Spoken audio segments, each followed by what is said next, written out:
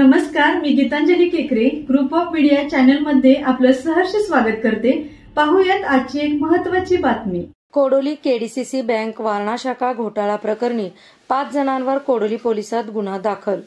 केडीसीसी बँकेच्या वारणानगर शाखेतील 5 कर्मचाऱ्यांनी 3,22,00,000 रुपयांचा घोटाळा केल्याचे प्रकरण उघडकीस आलं असून या प्रकरणी वारणा शाखेतील 5 कर्मचाऱ्यांवर कोडोली पोलिसात गुन्हा दाखल केला असून त्यापैकी 4 कर्मचाऱ्यांना कोडोली पोलिसांनी अटक केली तर अन्य 1 जण अद्याप फरार आहे।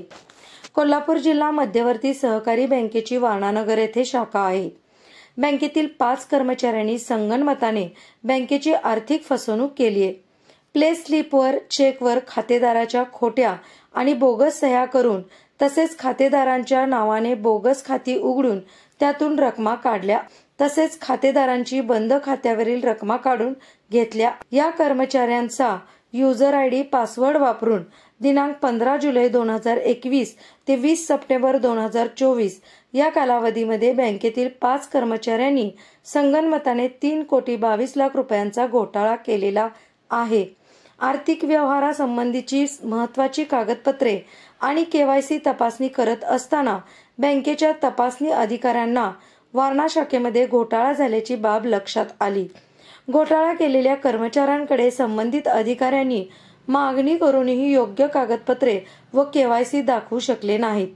त्यामुळे हे प्रकरण उघडकीस आलं असून या प्रकरणी जिल्हा बँकेच्या वारणानगर शाखेतील 5 कर्मचाऱ्यांवर कोडोली पोलिसात गुन्हा दाखल करण्यात आला आहे।